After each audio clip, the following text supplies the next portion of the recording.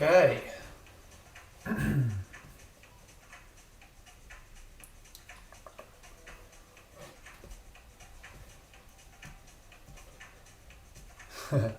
All right. G'day everybody. Good evening, good morning, good lunchtime, wherever you are. I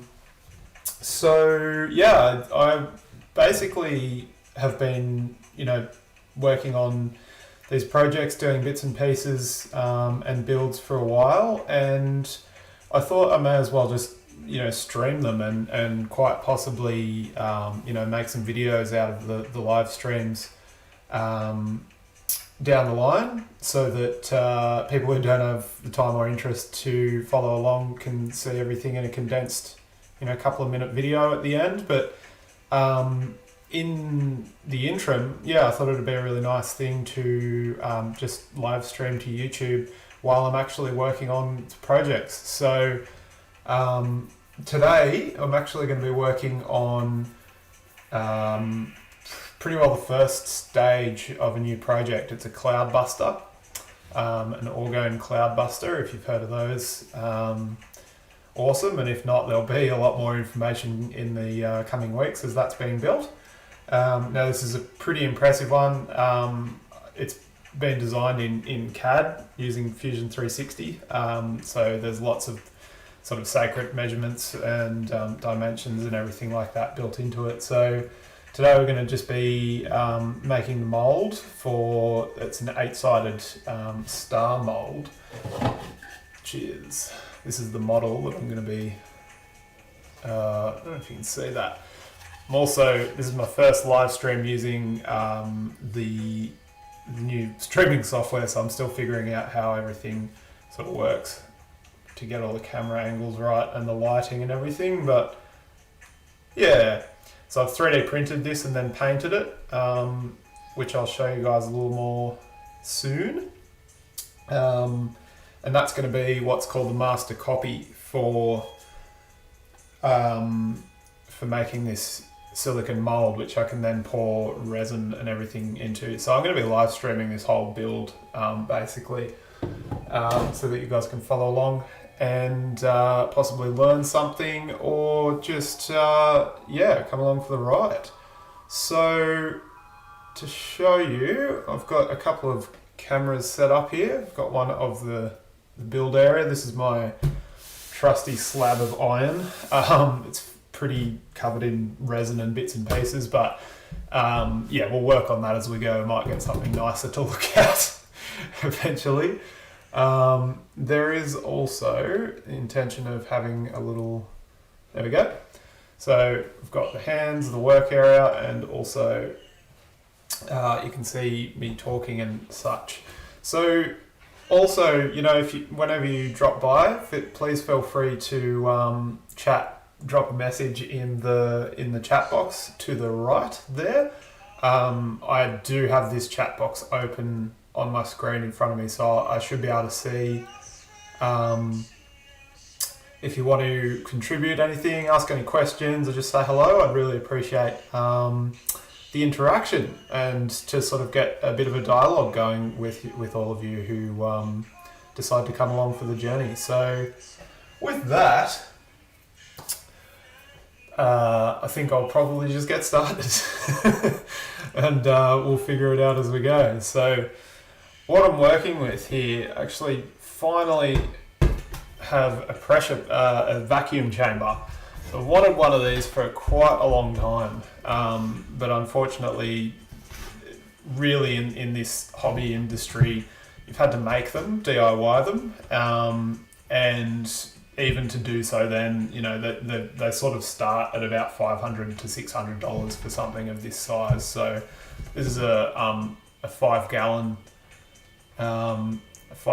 one, so it's actually big enough to put a lot of the molds straight in there. So I can actually do like a pyramid pour with resin and actually put it in there and pull all of the air out. And what that does is it gets rid of all of the little air bubbles and everything, so you get a really nice high quality resin cast. Or in this case, we're using silicon silicon rubber, which is it's a two-part mix. Let me show show you the new one. It's a 2-part mix from Silly Create. And yeah, basically I've been playing around with this a little bit, making some silicone molds. The first one that I've ever made was for these vortex coils. I'm gonna have to figure out this lighting. So I actually made a silicone mold out of this vortex coil. Oh, there you go, you can see down here. And I'll show you the next stage of that. So I pour that, make a rubber mold, and then from that, we get these awesome these awesome things. So this is a silver shungite vortex coil made from the silicone mold. So we're going to be replicating the same thing, but in this case we're going to be making an 8-sided pyramid. So that's going to be real fun. So what I've got with the vacuum chamber, we're going to use that for the silicone rubber just to get the air bubbles out. I have been finding that there's been getting little bubbles in the molds that I've been making, and it kind of comes through in the end product in the resin. So I was really happy to finally get the chance to grab one of those. So essentially what I've made is all of these parts are 3D printed on the Ender 3, and they've been drawn up in CAD. So essentially this is going to be the outside case. This is going to hold the silicone mold in shape so that I don't need to use a whole, it's pretty inefficient to use a whole cube, block of silicone like that. Yeah, because, one of these, I think this is a 2-litre, this is a 2-litre kit, costs about $90, so it'd take more than one of these just to do that. If I was going to do it in a cube. So it's worth taking the time to 3D print and make these sort of cases. It's probably maybe use 1/10 of the silicone rubber. So, and I have found, best laid plans, but I have found that I've had to redo quite a few molds because, things go wrong. So I try and be as economical with it as I can. So I'll actually show you guys, guys and girls, what this 3D print looked like. Change over to the screen here. There we go. So I'll actually show you what this looked like. So I've designed these in CAD, or drawn them up in CAD, and then let's open these up. Because the 3D printer bed is only so big, I actually had to split this print into 2 parts. So there's kind of like your standard pyramid. Now that's a fire-based pyramid from the fire geometry. It's basically a scale model of the Great Pyramid in Egypt, and that's a portion of a cubit measure. So even to the sort of the geometric proportions are accurate. So I printed out that one big pyramid, and then 4 of these little side wings, and then basically once I got all of those, I stuck them all together, and what that gave us was, after I stuck them together, that's basically what came out, and then sanded it all down and spray painted it. So I've spray painted it essentially to try and get a smoother surface. It's not really 100%, but it's pretty good. So it'll save a lot of sanding once the resin comes out of the resin cast comes out of the mold. I won't have to sand it as much to get any of the imperfections out and get it all smooth. So the idea that I've never tried this before, so this is a first time, but the idea is that I'm going to suspend this. This is the master copy that we're making the mold from. I'm going to suspend that in there, and then I'm going to pour the silicone rubber in around it, and then that'll set, and then we can pull that out, pull the rubber silicone mold off, and then we'll be left with the mold and the casing to hold it in shape. So yeah, we're going to give it a go. So my plan here Got a trusty hot glue gun. This pretty cruddy $10 one because unfortunately I blew mine up the other day. I forgot to turn it off, and it popped in a cloud of smoke along with the circuit. So yeah, that's alright. I thought I'd get a cheap one anyway, just to get us through. So I'm going to use this just to hold the mould. So I'm going to hot glue that on there and then flip it over. So while that glue gun's heating up, I'm going to mix up a bit of silicone rubber. I've got these just come from Super Cheap Auto, or was used for resin once, and then I sort of salvaged it to use for the silicone mixing. So yeah, it's a little bit dirty, but it's clean on the inside. So with this stuff, it's a 50-50 mix. I try and wear gloves because it inevitably goes everywhere, just like resin. Not quite as damaging to the skin, but even so, after a while, you just kind of get bored of washing silicone off yourself. I'm going to try and use the rest of these. This is the original ones I've got. I've probably made, I think, 2 or 3 molds for the vortex coils, and yeah, so I've used $90 worth of silicone in trial and error, and I'm hoping with this new one that I make soon is going to sort of hit the nail on the head and get a good shape that's worked out all of the, you know, the what do you call it? Worked out all the kinks. There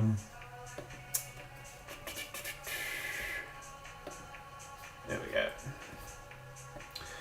So I was planning on setting this up and pouring water in here to essentially establish how much silicone I was going to need. But of course I haven't really gotten around to that yet, so I'm just going to eyeball it. And if we've got any extra, then that is what it is. I might try and find something little just to make a fun mold out of. There's often little parts and things like that which are good to reproduce. Reproduce from a mold rather than 3D printing them all the time, because it does take time, and I've always got extra resin and everything like that. So I think that'll just about do for that one. We've got 130 grams. Probably going to need a bit more from the new set, but see what we get. So we'll try and get 130 grams out of this one as well. So I'd really like to eat. JC, nice to see you, mate. Thanks for stopping by. I really appreciate you sending a message and connecting. I was just about to say, I'd really like to hear from you guys. This is my first kind of like live build, I suppose, live stream build, and I'm assuming that the microphone quality is okay.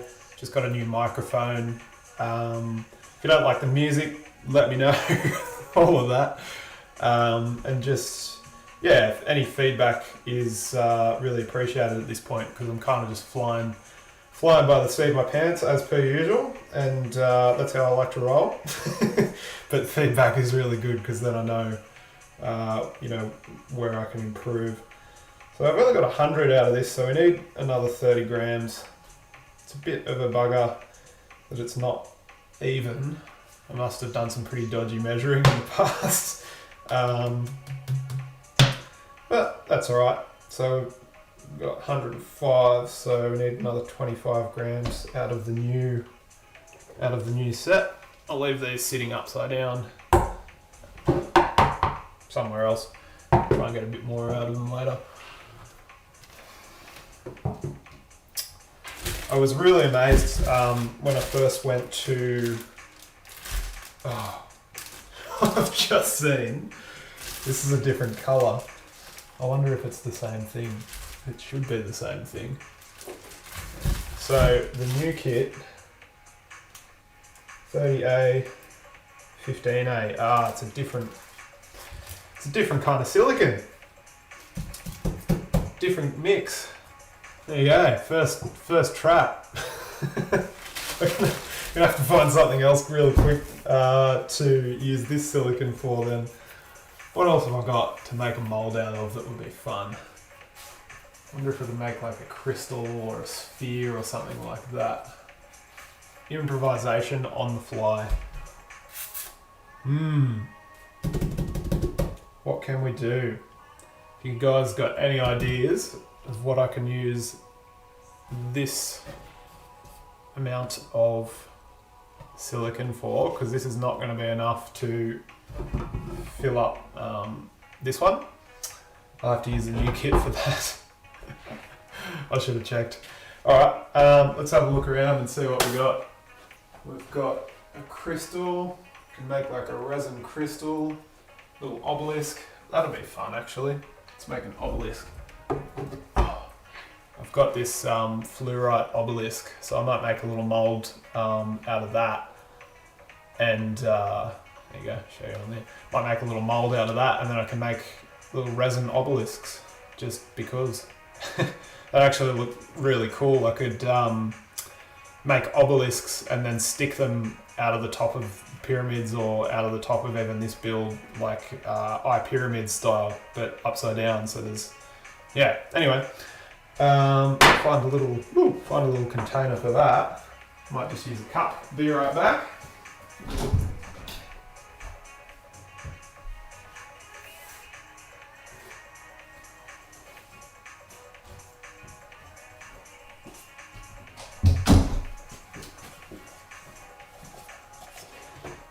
See if that's going to fit. Oh, that's pretty good. Probably have to set it back a little bit as well. I'd like to find something a little bit deeper than that so I can get the full length, although is that going to be enough? Oh well, let's wing it, see what happens. I don't think there's enough there's enough resin there to sorry, not resin, silicon rubber there to do maybe one that size, so we might have to go something a little smaller. So anyway, this is 20 grams off. It will still set, it'll just take a while, but good to try and use the rest of what we've got anyway. I might get a little bit more out of this now too that we've been... Yeah, we might get 20 grams out of this now that it's settled. Look at that, 20, perfect.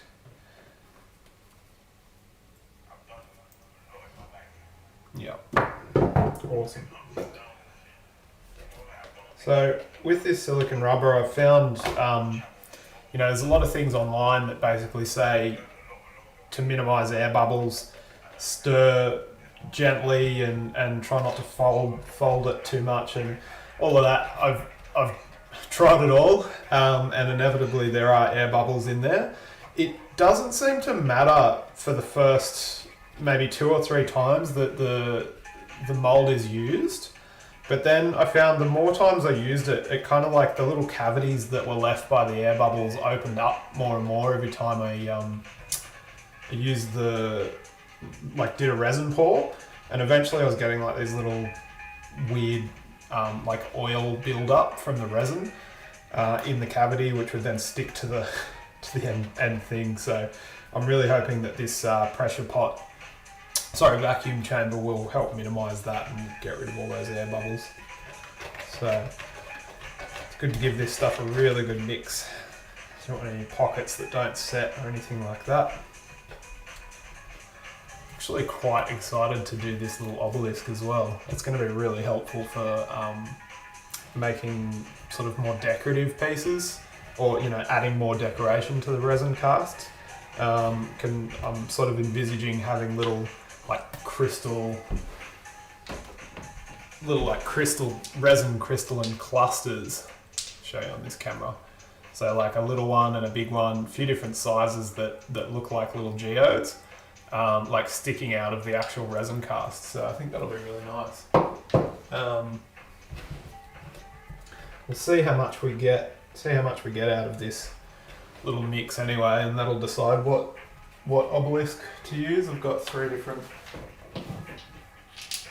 3 different sizes. So see what we can fit in there anyway. So usually it's to save suspending the master, which is basically the model, usually to save like having to suspend that in the cup, because otherwise I've got to get used to this camera angle. If you just plonk that straight down in the cup, the point is going to be right against the bottom, and so when you take it out, there might be a hole or a weak point in the mold. So you've either got to like think ahead and pour a little bit in the bottom, let it set, so that you've got a buffer, or you've got to somehow suspend the model in the container. So we're going to try and do that, seeing as we're doing it on the fly, and we've got a brand new hot glue gun to make a mess with. So anyway, I think that's pretty close to being done.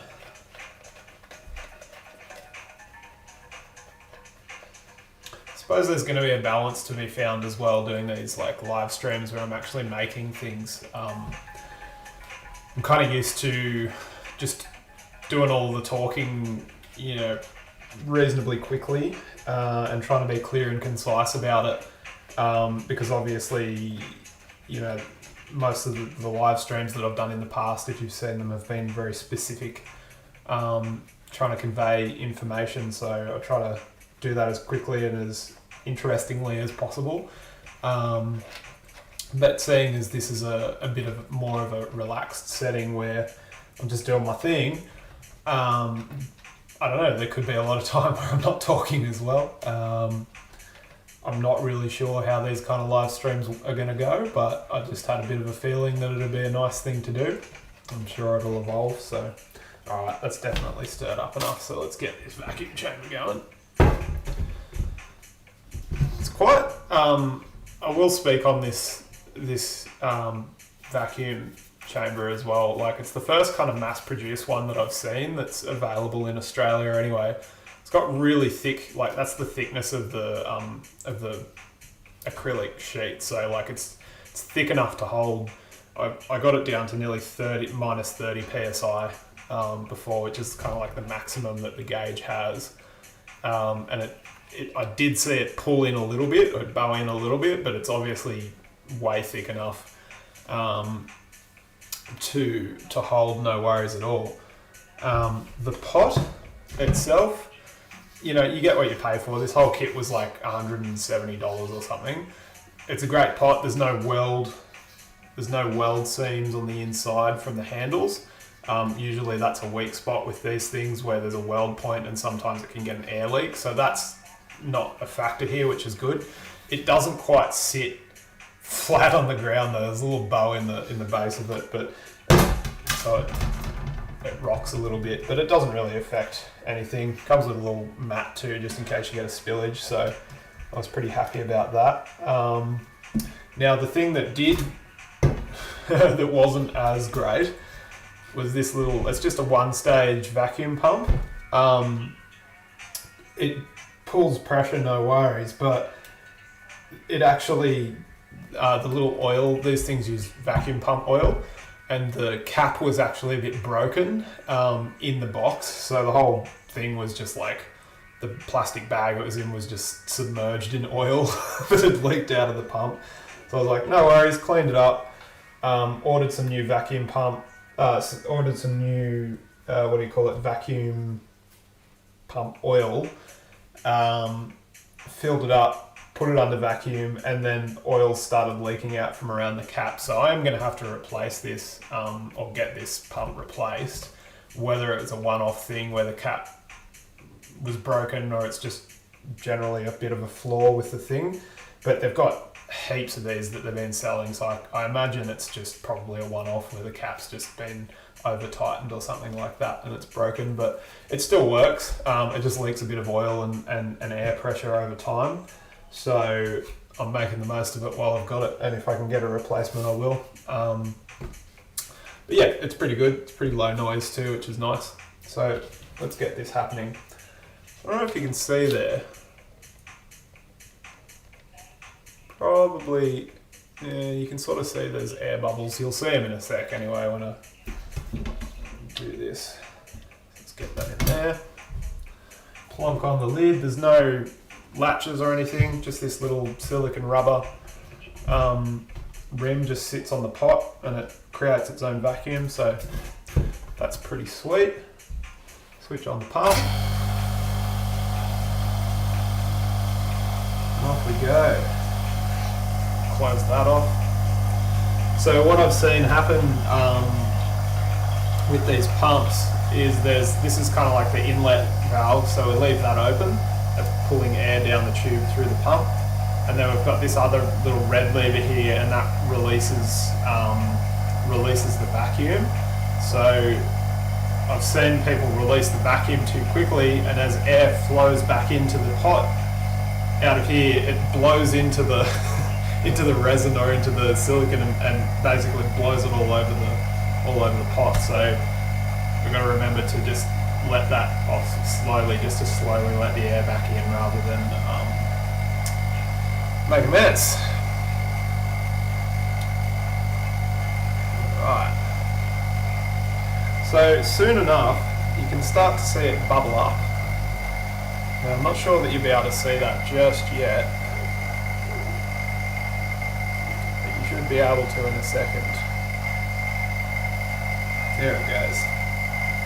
So we're down to minus 25 psi. I'll show you guys without spilling it. See it rising up the pot there. I'll probably get like a portable camera or something soon just so I can get better shots of this, but this is what we've got to work with at the moment.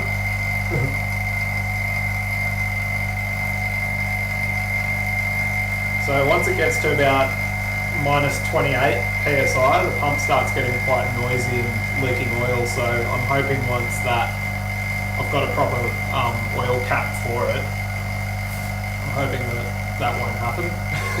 But it's pretty rough at the moment, and you guys can see that.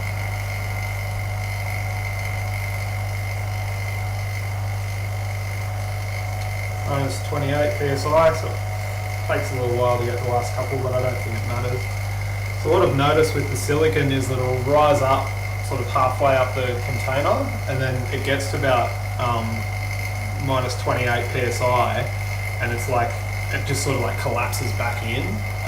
So there's no danger of overflow or anything with this amount of silicone. There might be with a bit more, but we'll see. Seems to take a few minutes to really just degas properly and get all the bubbles out. So while that's doing that, get a better angle here for everybody. While that's doing that, let's glue this down. Get this master copy ready to go. The trusty hot glue gun.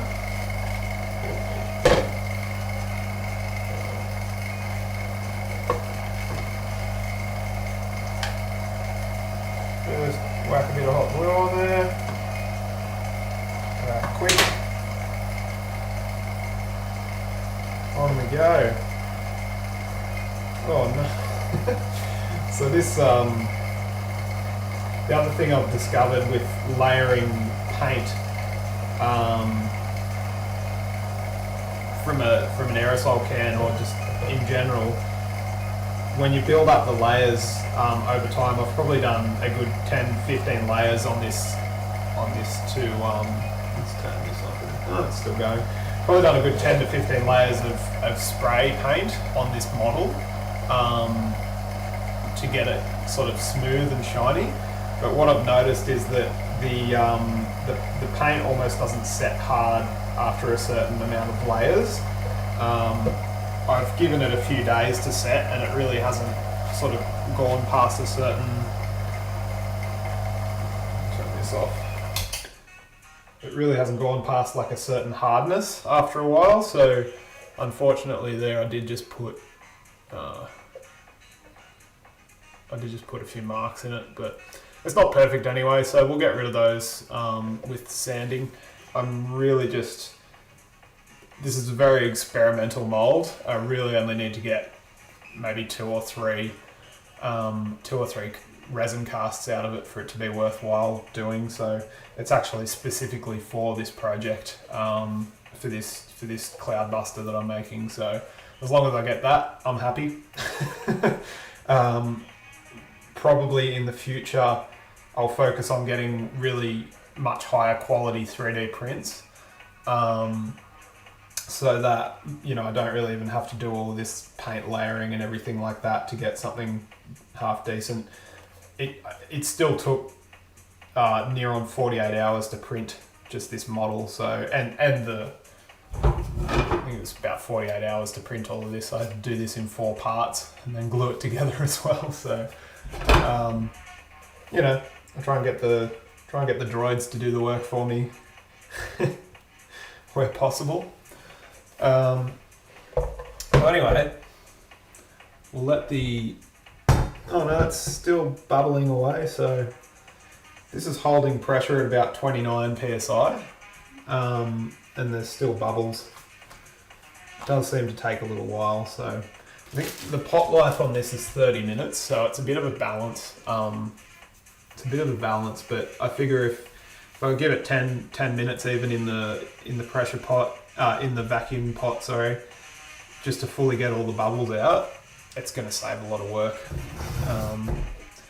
So let's test this out. So the idea is that we're going to sit this in here somewhat even.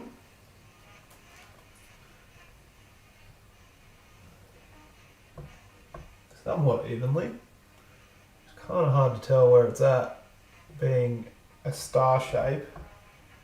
I'll just get it lined up as best as I can.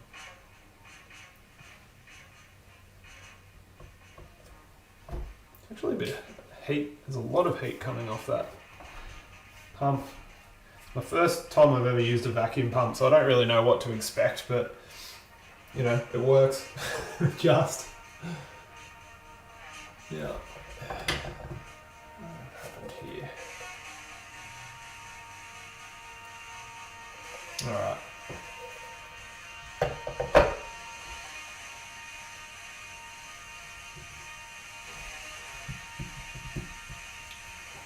Considering I drew this on a computer and then printed it and stuck it together with hot glue, I think it's come together pretty well. Yeah, I think it's coming together pretty well. We'll see what happens when it's made into a mould. If all the paint pulls off the model and gets stuck to the mould, then we might have to go back to the drawing board, but this is the part of the fun of figuring out how to do these things. Alright, so that's pretty well good to go. Now what we need to do is figure out what to do with this little obelisk. So I'm going to let the air out of this now with the thing. Or let the air back in, I should say.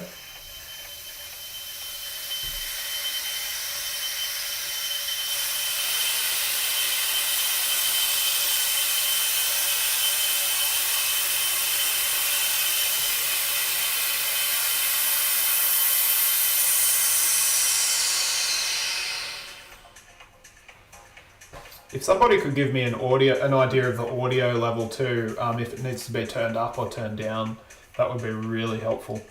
I haven't quite figured out how to check that on my side yet.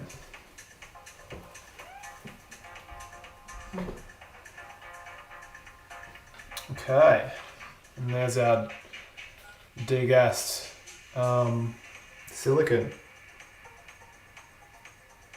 Looks pretty good.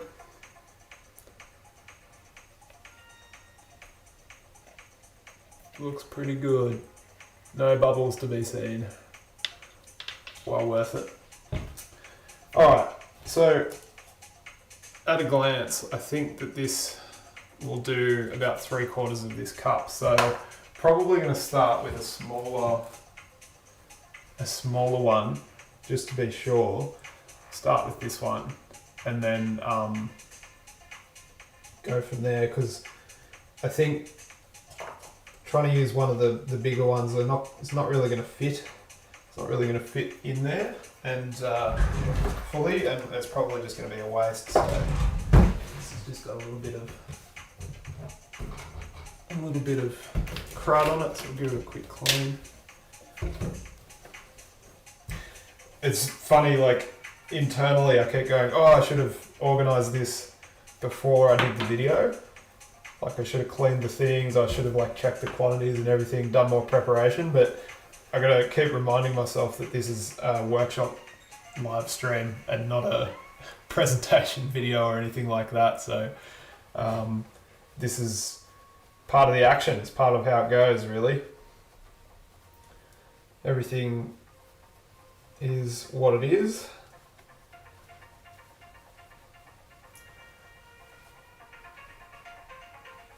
There we go. So that's nice and clean. It's going to make a nice little mold.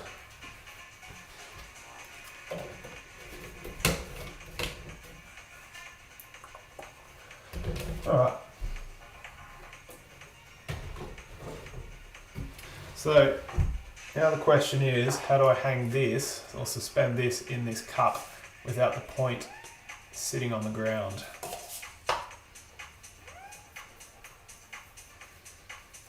Might just do the old hot glue trick, but we're going to lose a fair bit. Alright, I'm going to pour this in here, see how much I get, and then I'll cut the top off and I'll cut the top off the cup if I have to, just to get the level right. Let's see. Definitely need to get a different camera angle too, so that you can see this stuff a little more clearly. This is actually going to fill up the whole cup. Perfect.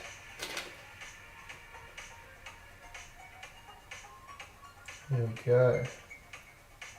I'm going to stop that there.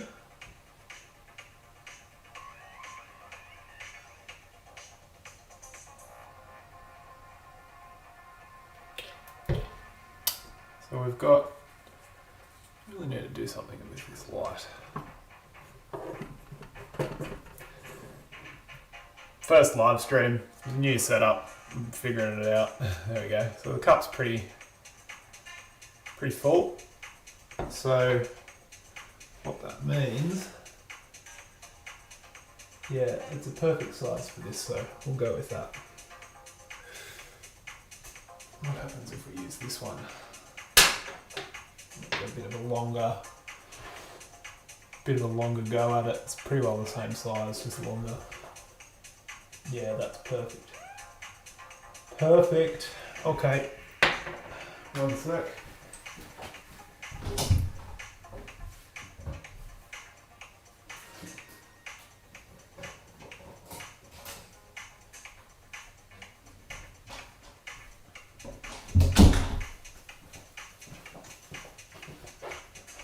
Stick that over there, stick that on, away we go.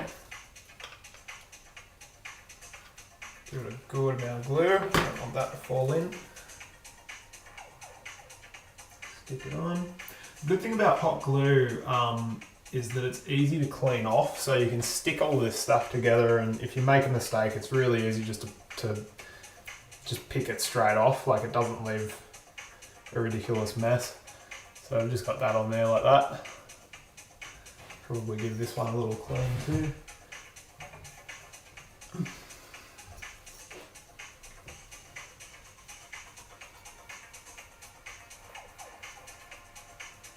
few fibres on there. Any little, tiny little imperfections on the masters or on the base models show in the silicone, so it's good. It's a good idea just to sort of give everything a wipe, like even fingerprints and stuff like that you can see. So there's going to be anyway, in we go. So this is going to sit about 1 centimetre from the base of the cup, so that's perfect. Yeah, and then we've got a little bit of resin, a a little bit of silicone left just to top it off, and that, I would call that a successful rescue. Considering this was going to be a throw out sort of leftover amount of silicone, it's a good use of it. We'll be able to make some really awesome decorative bits to add into the future creations. Just trying to get the last bit of resin out of this, last bit of silicone. I'm so used to pouring resin. Oh. This is like the perfect amount for this. Mistake or synchronicity?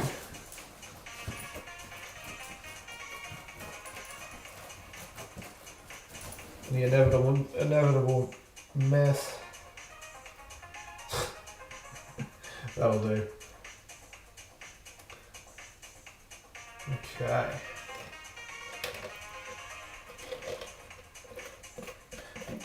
I think probably getting a spatula or something like that would be a really good idea for this. Yeah, it's kind of difficult to get all of the last bits out of the container, but yeah, that'll do. Okay, so there are still a few air bubbles in this, just sitting at the top. So I guess that's just happened as I've poured or like put the model in. There's probably created some air bubbles around it. So the good thing about having a huge vacuum chamber is you can just chuck the whole thing in there and give it another go, just to really get rid of those last bubbles. The trick here is going to be not doing it so much that the silicone expands and overflows out of the mold. So let's see what happens. Yeah, this pump is pretty rough. Some oil coming out of the sides of it and everything.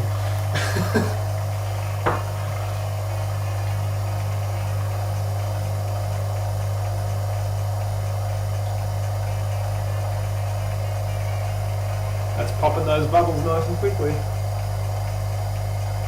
Wow. I guess I'd like to get a pretty high quality camera to do this sort of stuff as well, because obviously the webcam is not doing the best job there.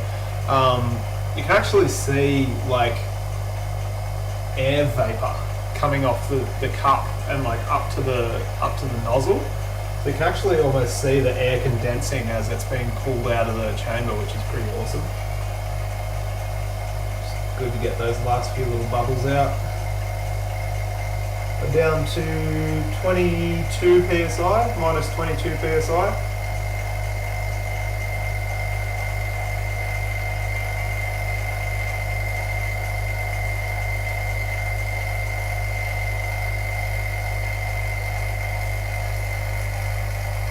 Minus 25.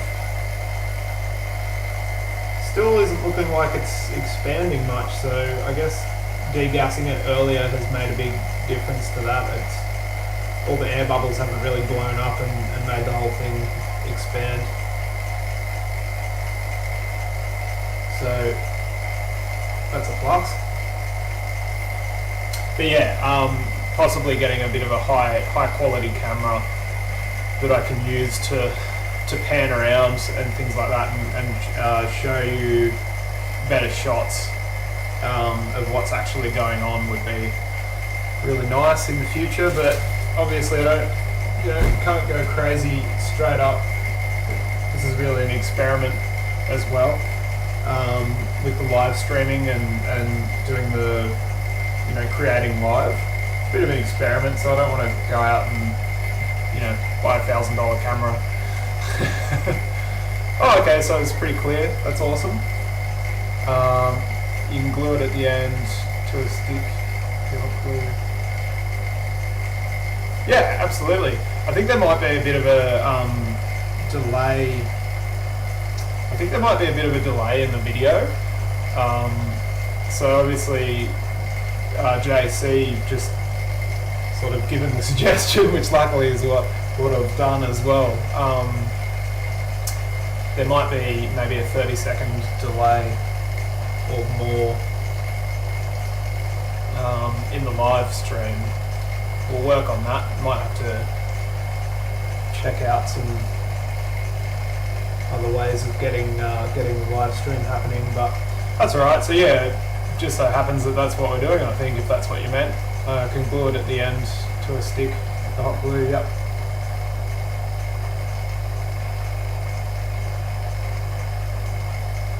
So that's pretty well got all of the bubbles out. It's down to like nearly minus 30 psi. There's just a few last little bubbles coming out. It's pretty awesome. That's awesome. Snacks and YouTube Live. I'm glad it's of some entertainment value for you, JC, because you kind of wonder doing this stuff if it's the sort of thing that would interest people to see. But I certainly know from the last year or two of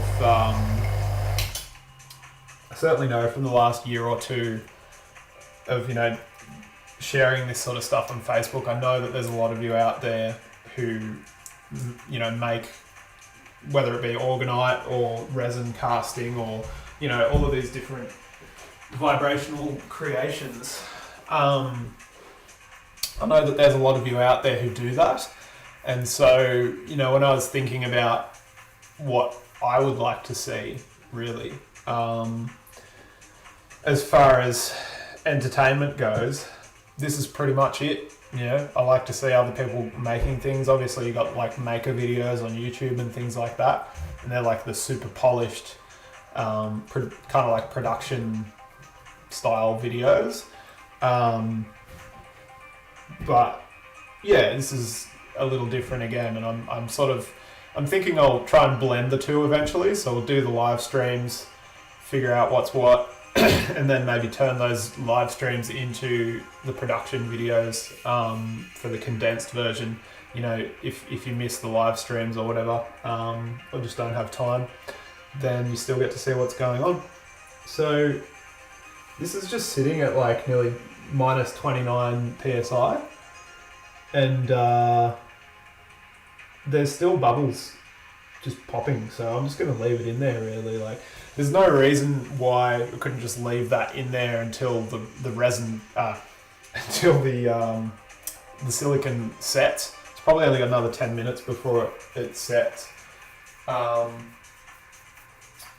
so you could do that, but we'll just leave it in there until we've got this next model ready to go. So the problem, or the challenge that I've got now, I don't think we need the hot glue anymore, so I'm going to turn that off. Don't want to pop another one.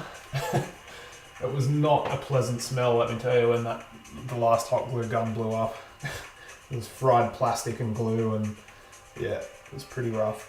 The problem I've got now, though, is that this is my last big pot for mixing silicon. So because that's going to go off in the next 10 minutes, I don't really want to put the next, that new stuff in there as well. So I'm going to have to find a bowl or something to mix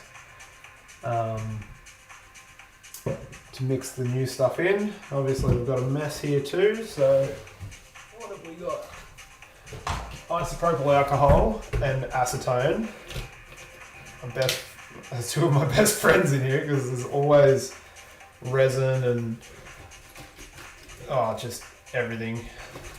Shungite powder, just everything, gets into your tools and your clothes, and there are worse things to have in your clothes, I guess. Shungite powder,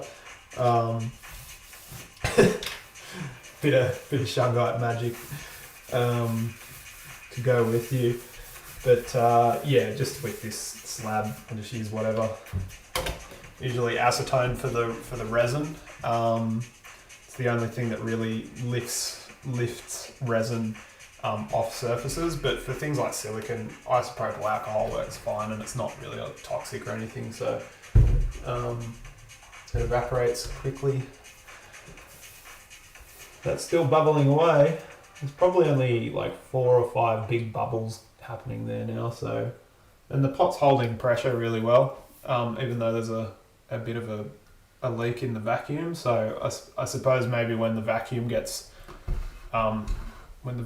shut off, I don't know, maybe it closes a valve or something to stop it unwinding and letting the pressure out. So that's cool. It's just sitting at minus 29 psi, so it looks like it would probably stay that way for a few hours if it had to. So we'll leave that in there, and now I've got to find something to mix in. I'll show you this too while we're here. This is the new master model I've made, the Vortex coil. I'm gonna have to do something with this lighting. Vortex coil. Same thing, 3D printed it, sanded it, painted it, sanded it again. So it's looking pretty nice. I think that's going to make a really nice coil. And it's about 25% bigger than the last ones I've been making. I found these coils to be a really good size for like kind of therapeutic stuff. It's pretty comfortable just to rest on your stomach or your leg. But I wanted to make them a little bit bigger just for that wow value as well. So what I did here is I got some acrylic, just cut some acrylic pieces out of a sheet, hot glued them together, and is it set? Hasn't quite set. Anyway, just to show you, I'm just basically just did a little bit on the bottom. There was a bit of a leak there, but it doesn't matter. Did a layer on the bottom, and then that model will sit in there, and it gives like a buffer from the base of the mold, so it keeps it nice and strong. So doing these, it takes like four goes, or 4 layers of silicone. So I'll probably do that in the next live stream I'll do. I'll probably show doing like the center pour between the 2 layers that separate, to show you guys how that's done. It took me a little while to figure out how to do it. I actually got a good hint from watching the iPyramids Instagram live. Not Instagram live, like Instagram TV. I'm gonna fix up that camera a bit. Yeah, I got a fair few decent hints on doing this sort of like mold making from the iPyramids Instagram TV. It sort of shows a bit of them making these coils, which really inspired me to give it a go. Obviously there's like 22-inch monsters, which I don't really feel the need to do, but certainly for the just for the fun of it and experimentation, I've really enjoyed making those. So I will keep expanding upon that. All right, I need to find some sort of chalice to mix up this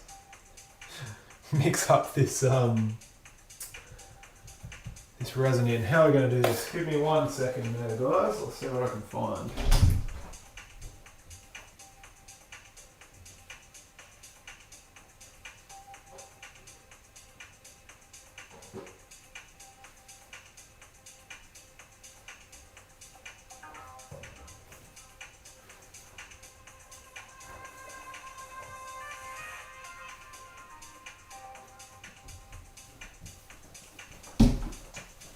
Maybe a glass jar.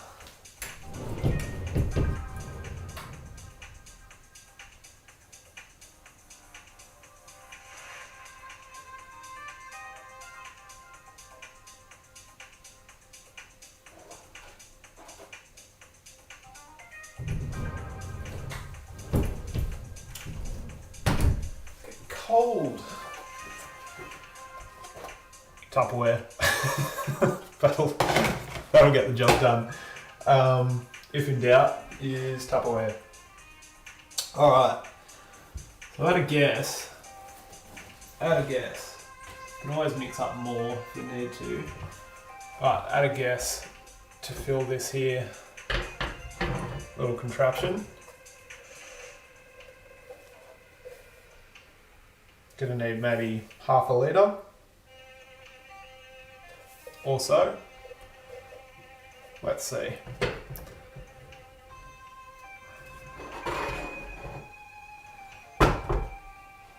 This is still bubbling. This is really cool.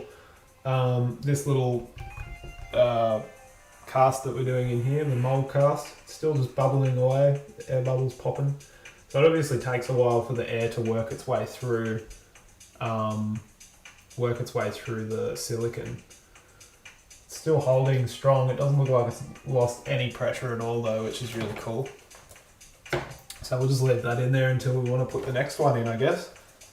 I'm really happy that I got the 5 gallon tub as well. I nearly got the 3 gallon one just because I thought it'd be easier to store and keep out of the way. But you know, as you can see, if I got the 3 gallon one, although I don't know if this is going to fit with this. Oh, it's not. Dang. It will definitely fit this in there. Hello from Spain. Awesome. Hey, Lewis. Thanks for dropping by, Barry. Lovely to have you here. Yeah, so this isn't going to fit even in the 5 gallon tub, so I might try and find something else to suspend this off because I'd really like to degas this in there, seeing as we've got the real estate to do so. So the good thing about these acrylic molds is that they bend and you just pop it straight off. An easy fix. So that's not going to work. That's the what do you call them? Phi molds. It's part of the big 30 centimeter pyramid mold that I've got. The first mold I ever bought. Probably the most used. I've made at least 10 pyramids of those 30 centimeter base ones from that mold, and it's just been absolutely flogged. Like, it's, I don't know if you can see, this is probably one of the better ones. It's just scratched up and everything. I'll probably show you guys my sanding setup in another video or another live stream when we get to that at this part of the build. But I've got an air compressor with an air sander that works off air pressure, and they use it for like the automotive industry primarily. But yeah, I've got that and maybe I think eight grades or 8 grits of sandpaper. So I start off at like 80 grit, work my way all the way through to 2000 grit. And it's super time consuming. It's probably one of the most time consuming parts of the, I'm just trying to pick the glue off the bottom of this. It's probably one of the most time consuming parts of making resin, or like making resin pyramids and resin cast, like orgonite and creations like that. But especially when you're using polyester resin, it doesn't set hard, like it doesn't cure fully on the outside, and it's kind of like you can pick it up and get fingerprint imprints in it and stuff like that. So the only way I've found long term to keep a high quality shine and you know, appeal to the end product is to actually sand back maybe, I don't know, 3 mil and over the whole thing, and then buff it and polish it. So that being said, I've actually just switched over to using epoxy resin. It's about twice as expensive, or even 3 times as expensive in Australia, but it sets a lot harder, and it seems to be a lot nicer product. And you don't have to wear a gas mask, which is awesome. I've just was gassing myself more than I really like to admit in that resin pouring room. you know, I'd forget something and just like hold my breath and run in there to get it. But it makes its way into your system anyway, and yeah, it's probably not the healthiest thing. So I'm kind of at the point in this craft now where I'm happy just to pay extra money for the convenience and also hopefully the quality. The epoxy resin that I'm getting is really nice quality. It sets really clear and nice, so and you don't have to worry about sticky finger marks and things like that if you haven't sanded it back. So it's now a matter of getting nice enough molds that it doesn't need sanding. So we'll get there eventually, but it's part of the process. So I need to find something else to suspend this with that's only about the size of this here container. Could probably use the... Oh no. Will it fit? It's not quite going to fit either. What have I got? What have I got?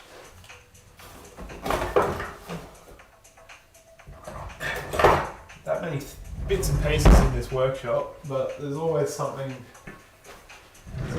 else that you need to do what you're doing.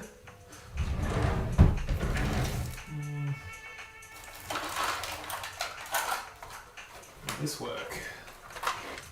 Ooh. That'll work. Awesome. Well, just for now, this is one of many electronics collections. These are all pulse width modulators that I was using for a project. We'll just tip all of those out at the moment. Little control box, 3D printed. Anyway, that's beside the point.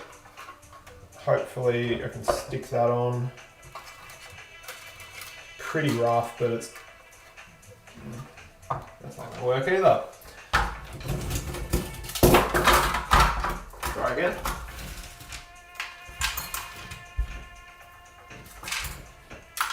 The cool thing about having a global access to a global market is that, just fix up that camera again, is that you can buy electronics for nothing.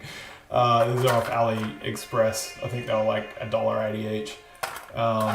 So basic electronic stuff is pretty helpful just for everything really. The pulse width modulators. This will work. That'll work. That'll do nicely. That will fit just awesome.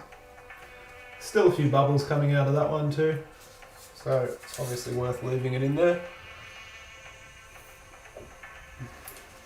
Just cut that a bit shorter. Beauty. That'll do. So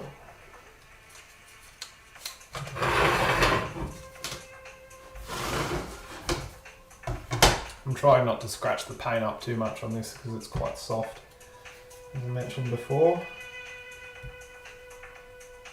It only has to stay put together long enough to make a mould out of it.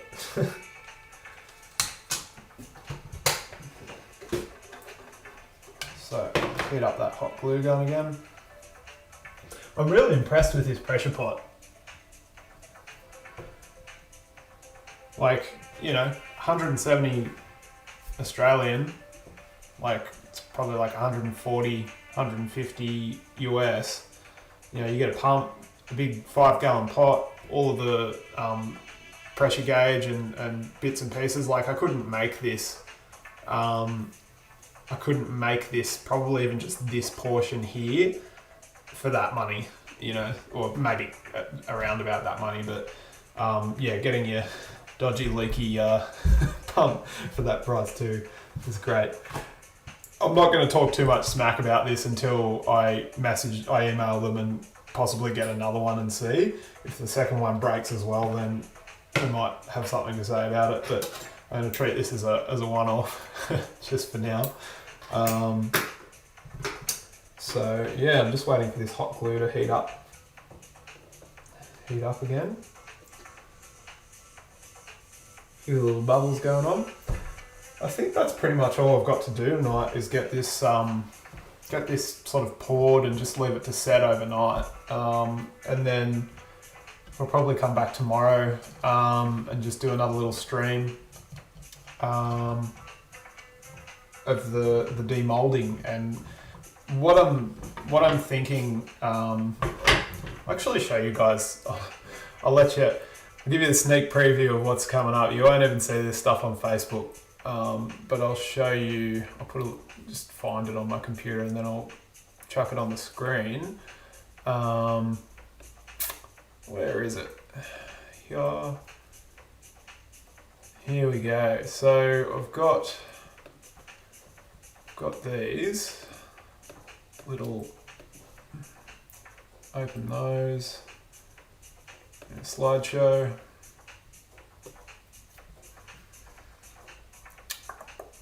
Just give that a second to load up.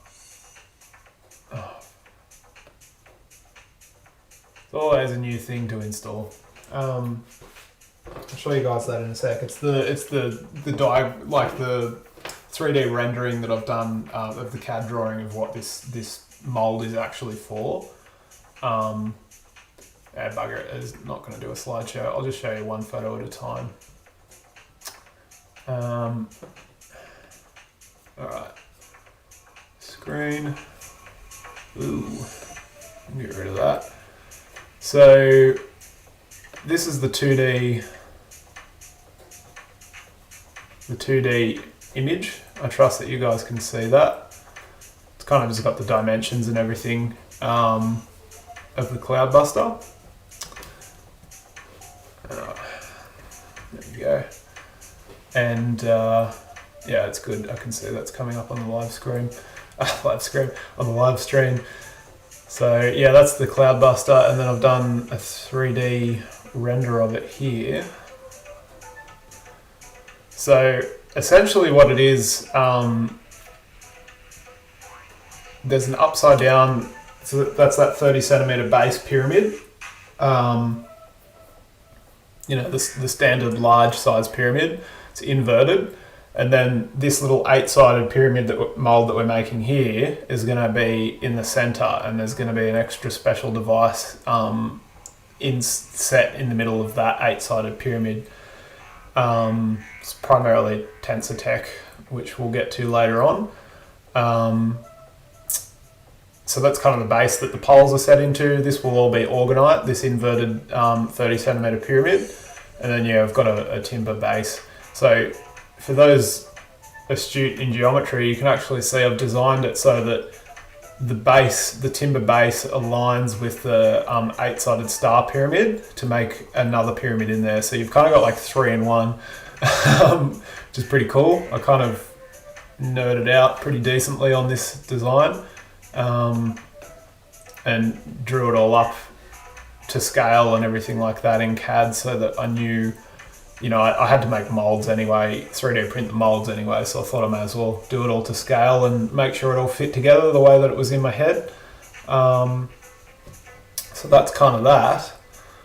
Show you that last one. Yeah. And I won't give it all away. There's a lot of extra stuff that's going to go into this as well. But you guys will see that. But that's what we're working on at the moment. So, yeah, that's pretty cool. Where are we at here? I'll go back to the screen. There we go. I'll figure that sort of stuff out better and how to transition those scenes and everything. But it does the job for now. Alright, let's stick this on. Now, how do we want that? We want it to go like that. Sort of in between those two. So, glue there,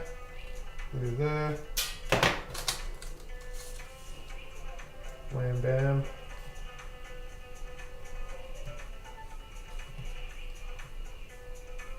Alright. It's a little bit crafty, isn't it? Just using random bits and pieces I've got laying around. This is a brass brass strip. Anyway, that's stuck on there pretty nice, so I don't think that's going to go anywhere. Load that up. You can actually see the where it's sitting now too, so that's much better. Kind of not sitting particularly straight though. Might actually lock this in place. I'll just put a few more paddle pops, glue a few more paddle pops on there just so it doesn't move around. Because you can sort of see at the moment it's like it's wobbling, which isn't going to do very good for getting it equal and balanced.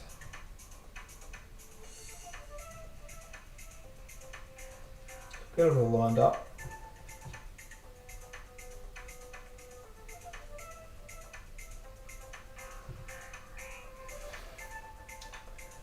Looks pretty good. Oh, that works too. I can just hot glue this down more, perhaps.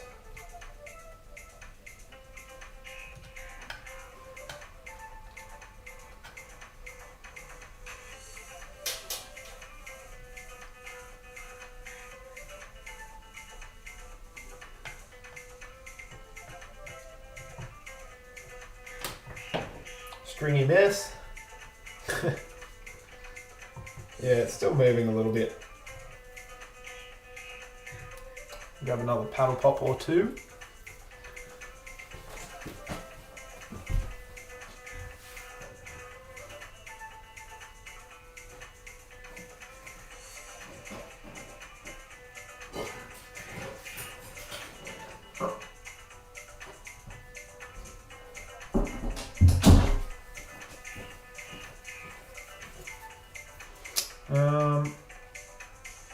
Maybe like one or two little bubbles in that now.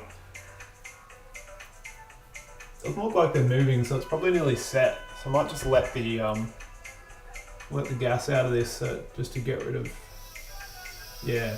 Because what I've noticed is when you let the gas out, the really big bubbles shrink right down again. So just at this point now where the silicon is setting, I'd rather any bubbles that are left in there just be microscopic rather than trying to pop but not quite getting there.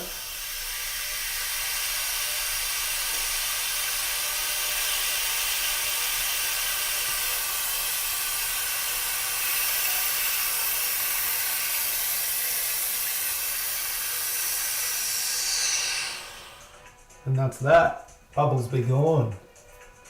If that's not going to be the most bubble-free resin mold I've ever, silicon mold I've ever done, I don't know what will. So, just trying to use these just to get this evened out a little bit more. It's kind of just not sitting quite level in the mold.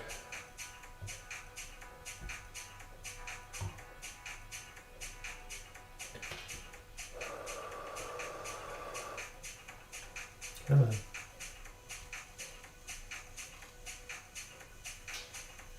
Yes.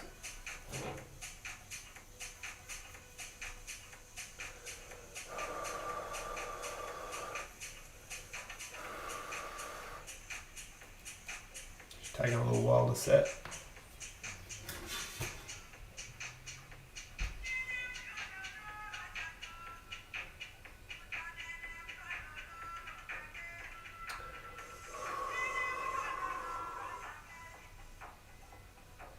There we go.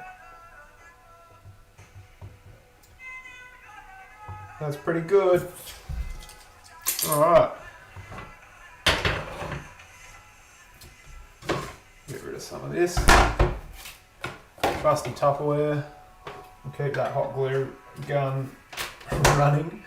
Keep it hot just in case.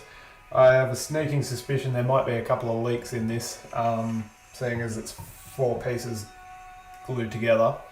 We might have to do some repairs on the fly with that, so that's that. So I don't know why I got, the original stuff that I got was 15A on it's like the hardness measure. I got 30A, so I think this stuff's a little bit more stiff in the final mold.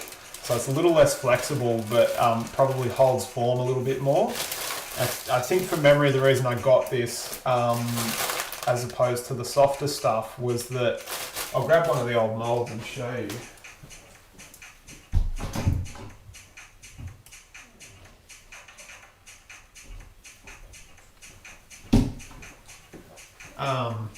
So this is the Vortex.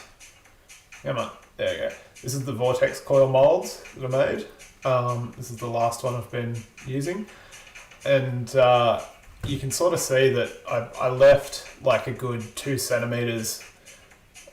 Tried to leave a good 2 centimeters on both sides, and there's also just a huge amount in here, so that it holds shape, because I didn't want to have to put it in like a container every time just to keep it in shape. So I used a lot of silicone. You know, it's probably like $30 worth of silicone just in these two parts. So it's not really economical, or as economical as it could be. So I got something that and it flexes, but it holds its shape.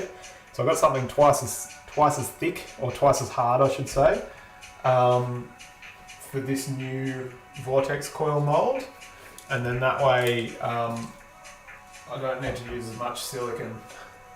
That's the plan anyway. And the other trick I've picked up is cutting up the old molds and putting that into the new stuff just as fillers.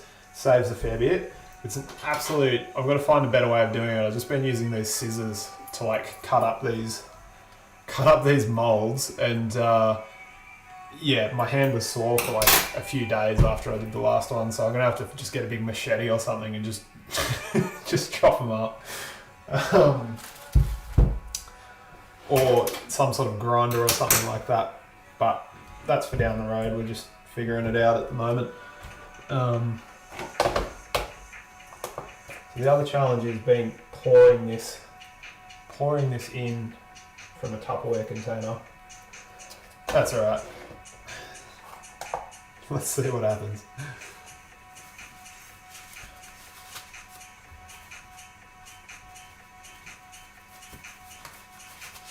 Okay, part A. 30 minutes, sets in 6 hours. So, compared to resin, you get to use this stuff the very next day, whereas resin I like to leave it in the molds for ideally 48 hours, just to let it really set properly. So yeah, you get to move a lot more quickly. You know, you can take the master out of the silicone mold after like an hour, and do a resin pour with it. It's not ideal, but it's definitely possible. So there have been a couple of times where I've been in a rush for whatever reason, probably unnecessarily, get all excited about something and I want to do it yesterday, and I have done that, and it's worked, so you can get away with it. I think I'm going to go, this is 200 grams, which means we're going to have 400 in total. I think I'm going to go 250 of each and see what it looks like, and then go from there.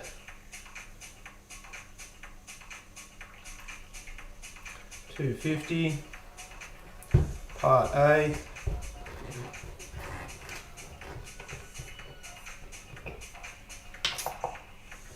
$250 is part B.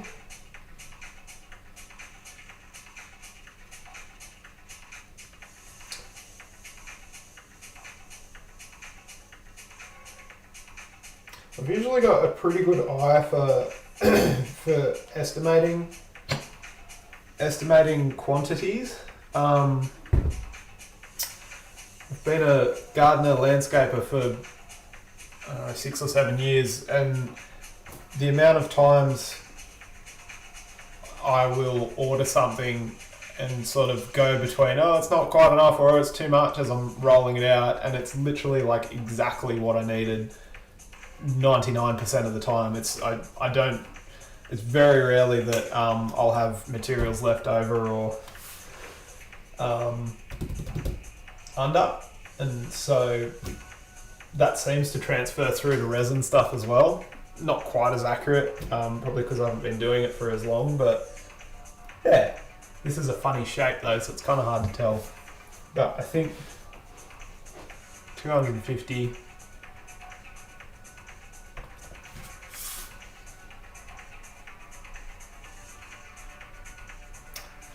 Go a little bit more.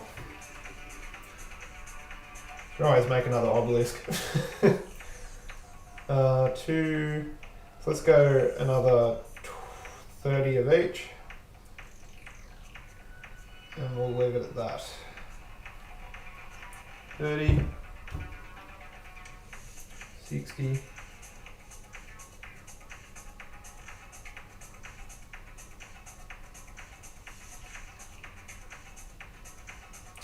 60. So in total we've got, what is it, 250, 60, 70, 560. So just over half a litre of silicon. 560 millilitres? No, this is in grams, sorry, never mind. Half a kilo of silicon. It's getting late. Oh, my brain starts to go a bit mushy after a full day like this. 350. Thanks, Jesse. I'm, obviously starting to get to the end of the day. Alright, so that's that. I think I got up at 7 o'clock this morning, did some yoga, did some meditating, and then been working on the tiny house, building the tiny house truck most of the day. So and then setting up here this afternoon. So it's been a really big day. We've been going for 13 hours or so of productivity. I usually find around the 13 to 14 hour mark, I'll start to get a little bit funny. On a good day, I might get 15 hours, but there's got to be time for rest and food, all that good stuff. Throughout there, but and again, just tell me if you guys aren't interested in this. I'm kind of just talking, expressing myself. I've kind of set up my life these days to sort of maximize the time that I have for creativity and all of the different projects and things like that. Need to see the tiny house as well. Yeah, definitely. It's the tiny house truck, one of the most challenging things I've ever made. One of the most challenging things I've ever done, and it's definitely a long way from being done.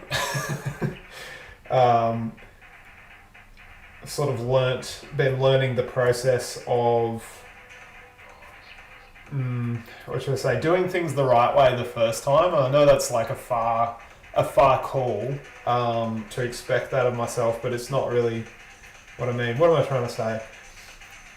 There's an order in which things are done that work most of the time, and I've found when I rush or when I put myself in situations where I put myself in the situation with the house for a while where I was like, I wanted somewhere to live that was mine, that I didn't have to pay rent for or anything like that. And so I put myself in a life situation where I really was pressured to get it built. And so, seeing, like in my mind, I was like, 6 months, build a tiny house, like maybe 8 months tops, and then I'll have somewhere to live, it'd be awesome. Like 12 months later, I'm still in the first third of the build. So, yeah, my lovely girlfriend's been very patient with me through that. So thanks to her as well. But yeah, so what am I saying here? I would love to share that with you guys. It may fit into the Freedom by Design stuff, especially more with the interior. You know, I've got plans for putting making my bed, because it's like a built-in bed in the loft. I've got plans for putting like a whole set of these vortex coils under it with base shakers and you know, the whole kit, just to be like this therapeutic like cocoon chamber. And so there'll be things in the future, like there'll be builds in the future where I'll get a chance to show you guys through the house and you know, and around the house. It's as I said, it's one of the most challenging things I've ever done. Like, it's a 2-bedroom tiny house on a truck, so it has 2 lofts and a veranda on top, and then a downstairs. It's made out of a removalist truck. I probably need to get this in the yapping away. Get this in the pressure pot. Yeah, it's a 2-bedroom loft kind of thing, and the roofs go up and down, don't they? I couldn't just leave it with having a loft that you had to crawl into. I was like, no, we can put lifts in the roofs, and the roofs can go up, and then we can stand up in there and it'll be like a 2-story thing. And so, you know, there's all that, which I think would probably interest a lot of people to see. But yeah, it's been a journey and continues to be a journey. So I'll show you that sort of stuff a little on down the track for sure. It's just a matter of finding time in each day just to do everything you want to do, really. I'll kick this on again, close that up. Whew. Yeah, this pump's pretty rough. I can't say how long it's going to last, but it comes pre-leaking out of the box.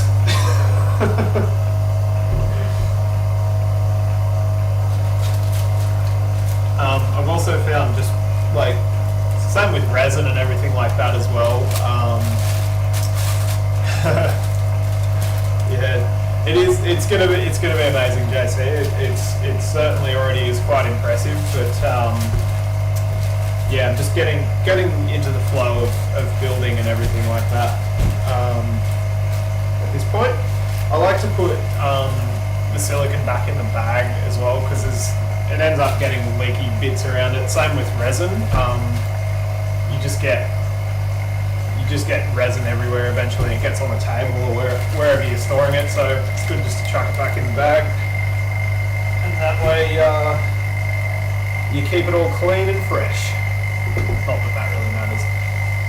So this is cool. There's like a way sort of wider view with this. It's just like looks like foam actually. So I know it's gonna probably overflow, but I know that it collapses at about 26 psi. So I'm gonna push it as far as I can. I'm just gonna stop there.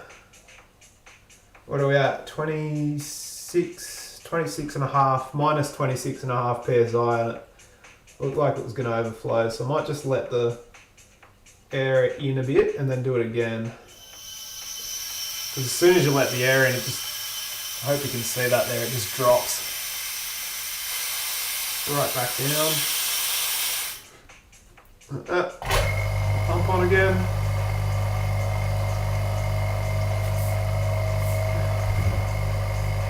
Might just have to do that a few times. That's A-okay, because we've got time on our side. Another 15 minutes or so, I think, before this starts to set, so it should be okay.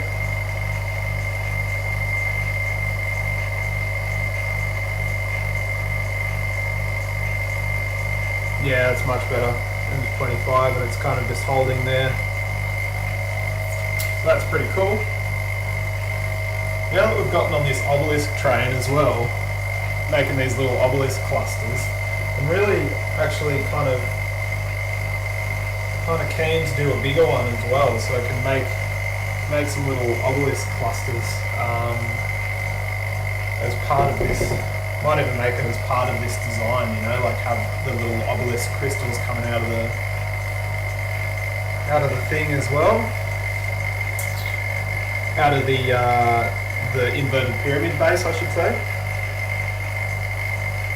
So that worked pretty well. Just let the pressure out halfway, and it kind of just like brought the level down halfway up the container of the bubbles, but it's not getting any higher, so there's no danger of it overflowing now.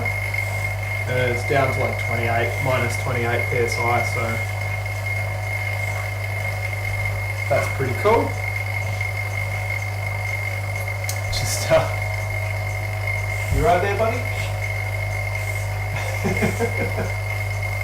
It's just my dog Mira, she's hocking up a furball or something. You alright? You need some water? She's just chilling. Alright, so the cool thing, I guess, with this, because it holds pressure, you get it down to like minus 28 psi, and you can just turn the pump off. And then just leave that to sort of sit in there for, I don't know, another 5 minutes and let those bubbles pop. I think even just doing that much would be so much better than just pouring it straight in into the mould. But yeah, where are we up to? Hour and a half here. Yeah, so I think probably like, whoops. Lost the screen. I think, you know, like an hour and a half to 2 hours. Anywhere from an hour to 2 hours is kind of what I'm thinking for these build sessions.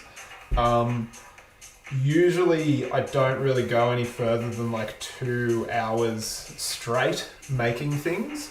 It tend to start to get a bit funny, so it's good just to have breaks in between. And I'd be interested to hear actually, if you guys are makers and creators, like how long you usually spend in any one session. So like making the things that you do. So obviously for those that are here live, as well as those that stop in later on for the replay, please leave me a comment below and let me know like how long you spend in a session doing your creative thing. Doing your thing. I'm genuinely interested. I'm genuinely interested to hear about that and sort of see what other creators do when they get into the flow. Like obviously there's some days where I'll just go like 8 hours straight and just like forget about time. But I think when there's a lot of cognitive stuff going on, and you know you got that cognitive, physical, emotional, because especially with resin and creating vibrational tools that are for healing and you know vibrational purposes, there's a lot of mind, body, spirit goes into the creation. You know, there's a lot of conscious emotion, like generating conscious emotional energy and specific vibrations to imbue into the creations, and that while that's an incredible process, it is also is energetically challenging sometimes to navigate those spaces essentially. So yeah, really interested to hear your guys' experience of that and how long you would generally stay doing that sort of stuff at any given time. So leave a comment below or drop a comment in the live session screen. So I'm gonna let the air out of this.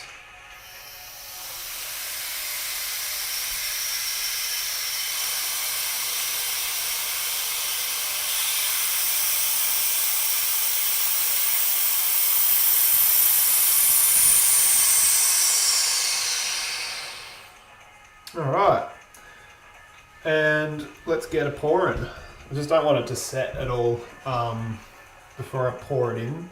Let me just chuck the whole thing in there then and leave it until it sets. So that's pretty cool. Just make sure it does actually fit. It does. That being said, I don't know how I'm going to get it in there. Oh dear. Maybe this isn't going to work.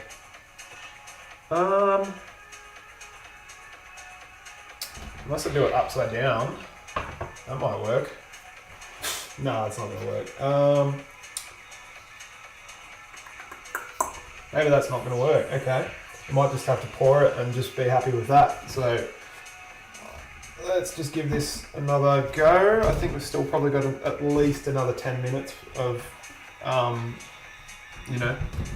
pot time before it starts to cure at all. So just give it one more go.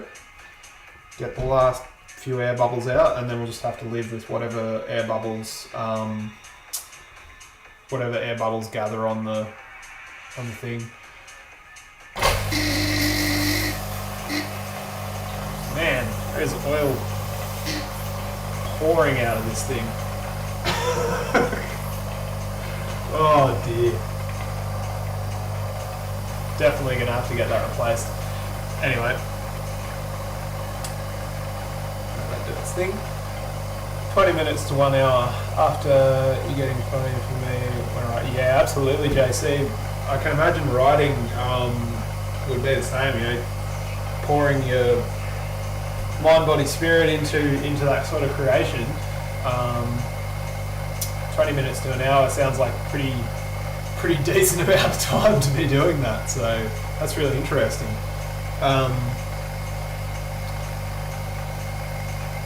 I suppose we all, develop our process for doing these things as well,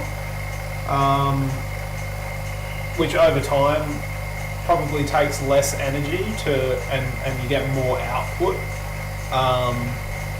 But yeah, it's interesting. Like, there's all vapor in the air. Must be just the air vapor coming out of this. That's really cool. Yeah, I guess we get more productivity out of less amount of time, but it's not really what it's all about anyway, is it? Productivity. I'm really starting to fade here as well, but we're nearly there.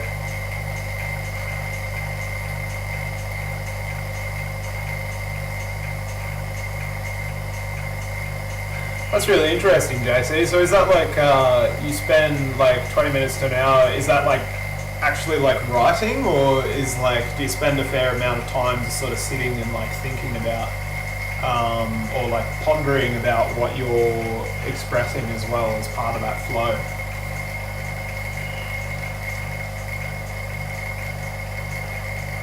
A couple more air bubbles here.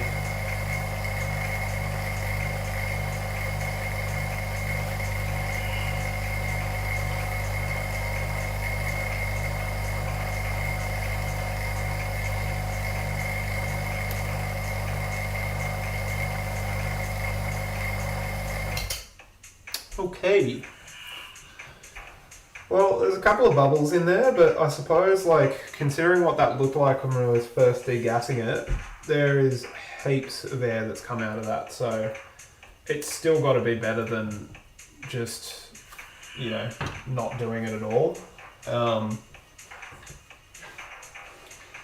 Never really made a mold. This is my first pyramid mold, silicon mold too, so I don't really know what's going to happen, to be honest, but another pro tip, a little what are these things called? Spirit level, to check that your mold is sitting level, because if it's not, you get a wonky mold, and nobody wants a wonky mold. Obviously I can't see it. Check it the other way though, so it's good that way. Just have to eyeball it. Yeah, it's pretty good. Close enough. Alright.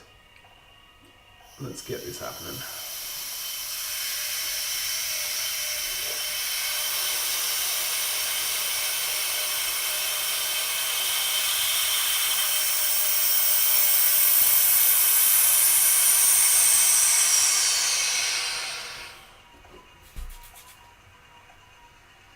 Okay, good to go.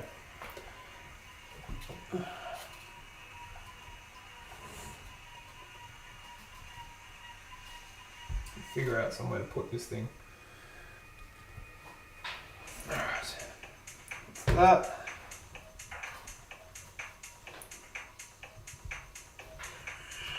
That out of the way. Alright, now the only challenge left is to get this in there and not everywhere else. Let's see. Go from a height and get more accuracy. In it goes.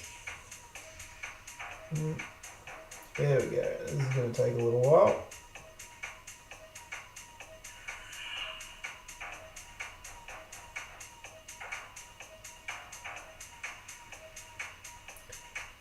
Tracks are getting serious. Moment of truth. This is, yeah, it's pretty slow. Now, I know from past experience that it's better to pour, it's better to pour from one spot and let the resin or the silicon sort of disperse itself. It just seems to get a lot less air bubbles that way.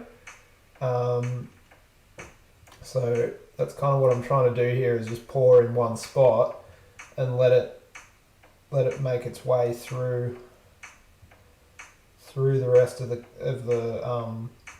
the mold, and hopefully we'll avoid any big pockets of air.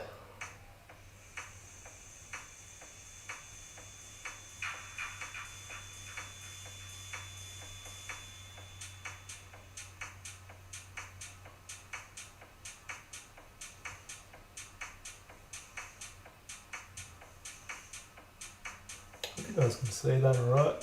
Yeah, just on the camera.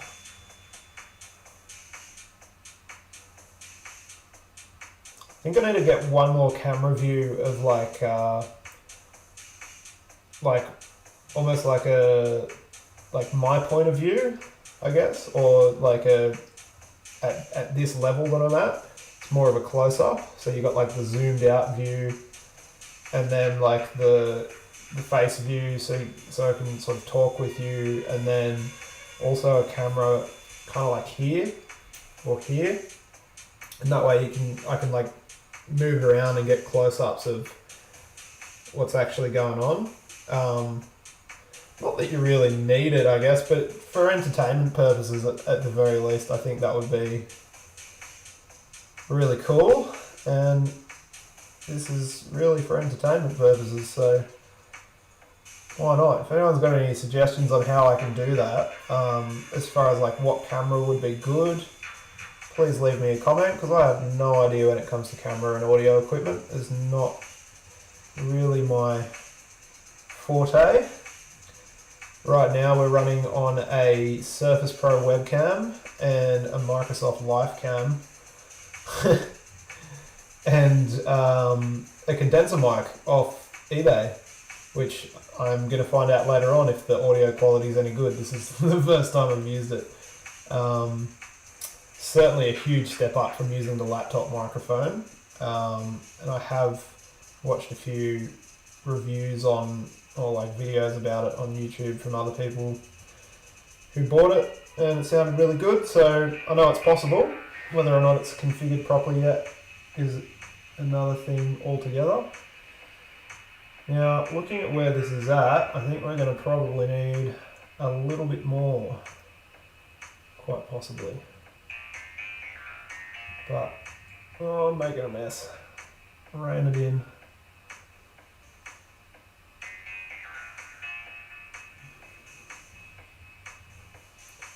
Oh, starting to be a bit wonky.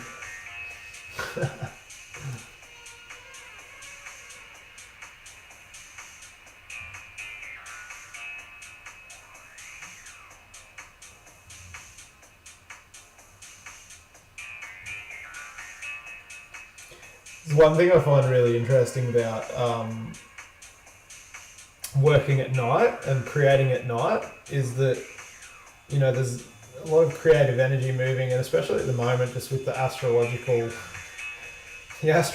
state of things start to get really interesting energetically. It's like the moon energy really starts to kick in that creative space, and it's a lot more apparent to me than just if I'm, you know, sitting and just chilling out. I suppose like having obviously the psytrance in the background probably is adding to that as well, quite substantially. But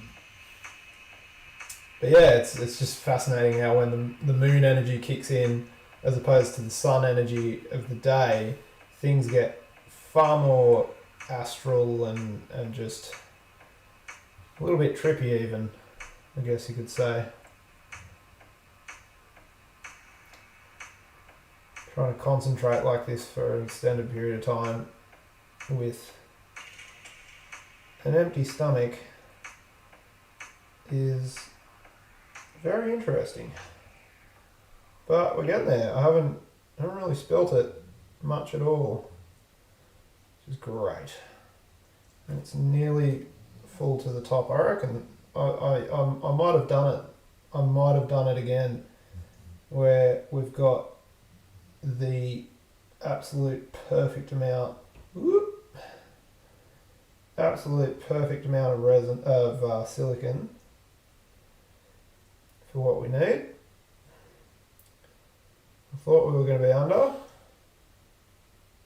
but looking at this, I think we're going to go close.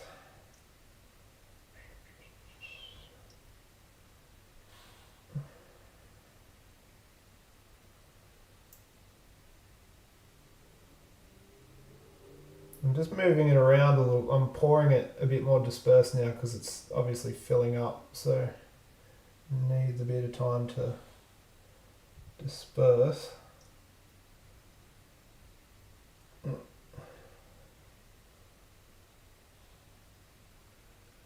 Man, this is going to be close.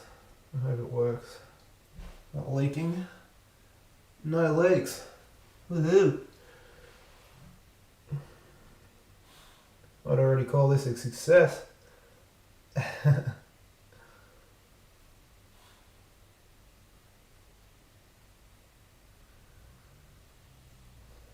We've even gotten to the end of our music playlist. The time is near, ladies and gentlemen, for dinner and rest. But until then, I'm really happy with how this is going. It looks like we're going to have the perfect amount of silicon. Bit of overflow happening. No problem.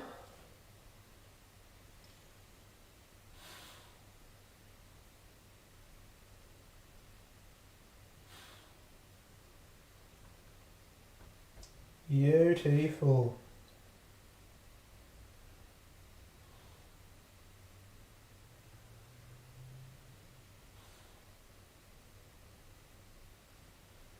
Look at that.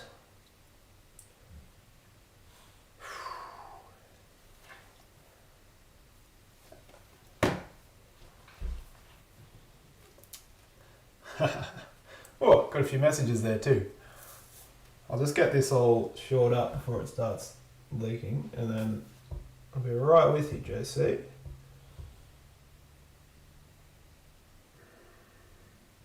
Cool thing about silicon is that you can just trim it.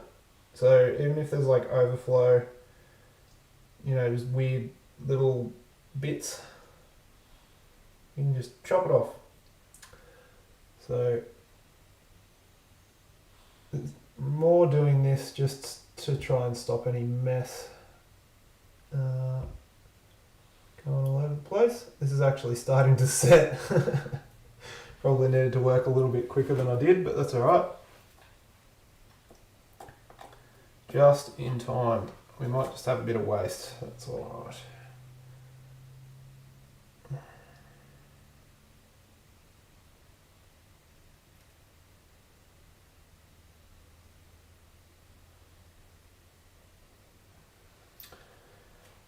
pretty good. I reckon there's maybe 15 grams extra here. So as far as the eyeball goes, we've done well. Done very well.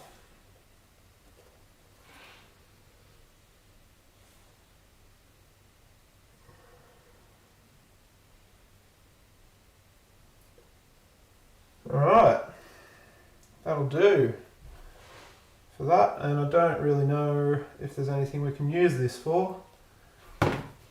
Maybe we can do a little sphere, make a little rose quartz sphere. It's probably going to be too big. Yeah, a little one. There's a little container cup. I'll get another cup. 1 second.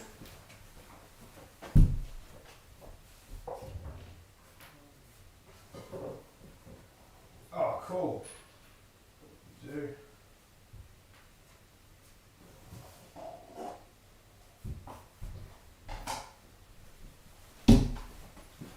I just found this. It's a little,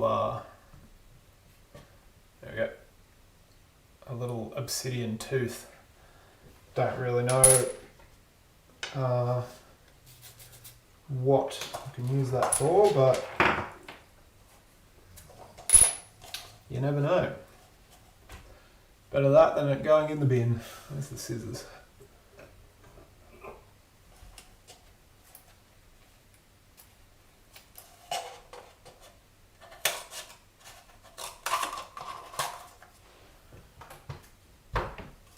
Glue gun's still going, thankfully. Just make it.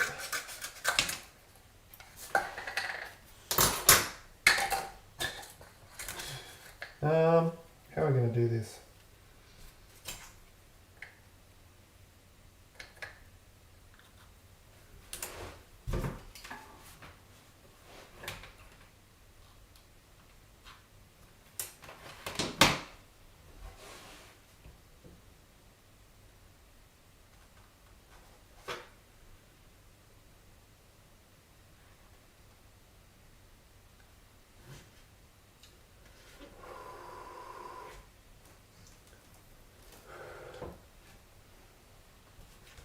Wow. Couldn't have asked for much better with that though. That's going to be a very decent mould. Looks like it's sitting over that way a little bit, so I'll just...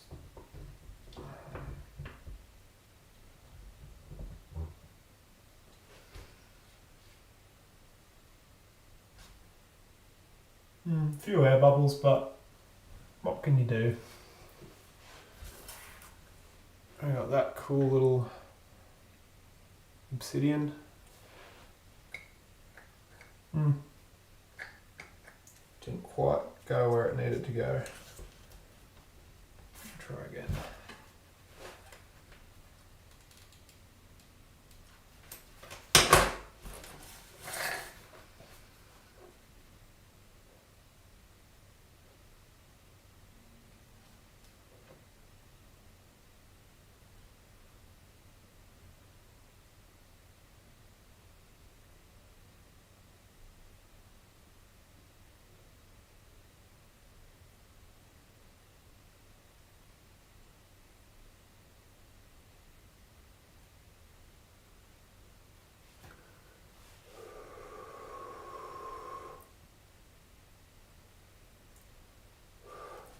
Okay,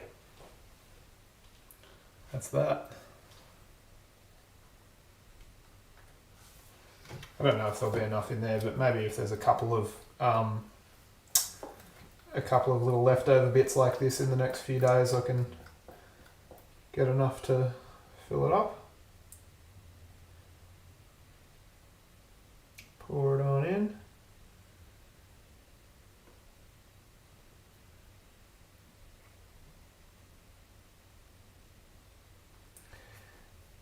My sort of view with this sort of thing, you know, like, yeah, it's probably stuff that I may not use, but it's extra experience. It's extra opportunities to try, making molds, like mold castings of different objects.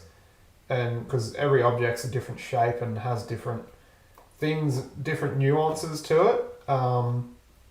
So the way I look at it, if I get an opportunity to try all these different shapes, even if it doesn't really work or equate to much, at least I've done it and I've learnt something for the next time, so that when I do go to make, bigger things like this 8-sided pyramid, I've got more experience and more knowledge behind me to, increase the chances of it working, I suppose.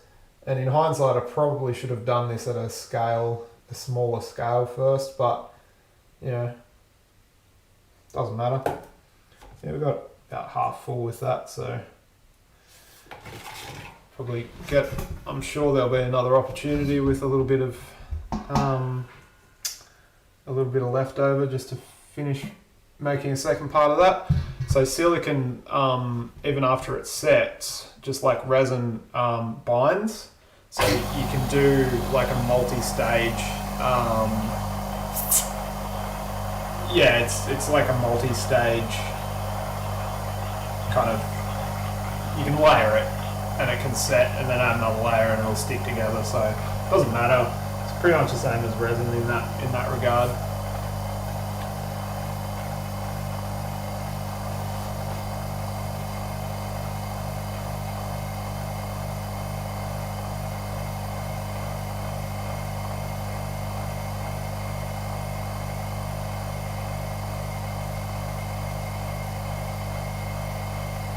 Absolutely, JC. Yeah, that's really, really interesting that you say that. Kind of like the compressed package that you got to unfold and unpack. I do. I find it to be a very similar experience.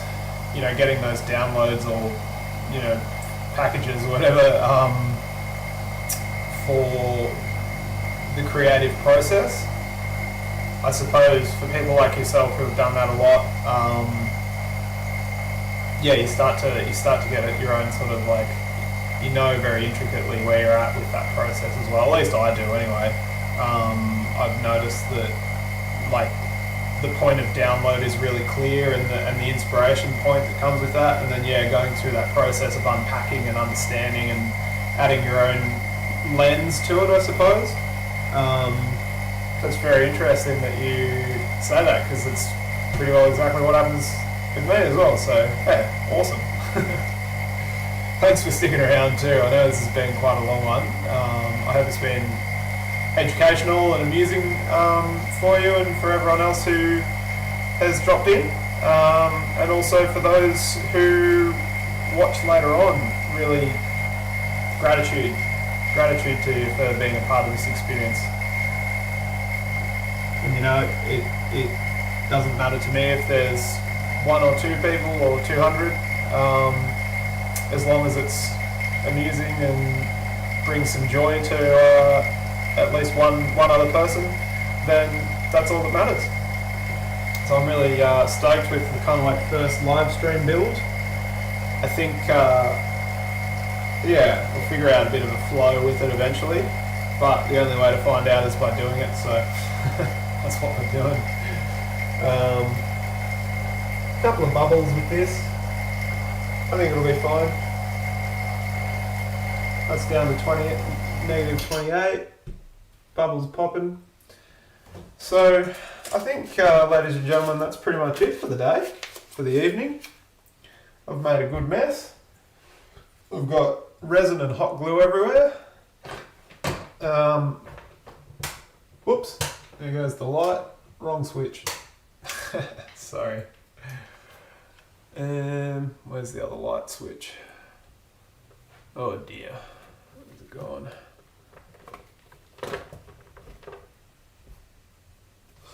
It's hidden in there somewhere. There it is. There we go. My bad. Trying to turn the hot glue gun off. So I suppose with that, what I'll do tomorrow, time permitting, is I might do another little live stream. Probably won't be anywhere near as extensive as this one, but I'll just do another little session, and we'll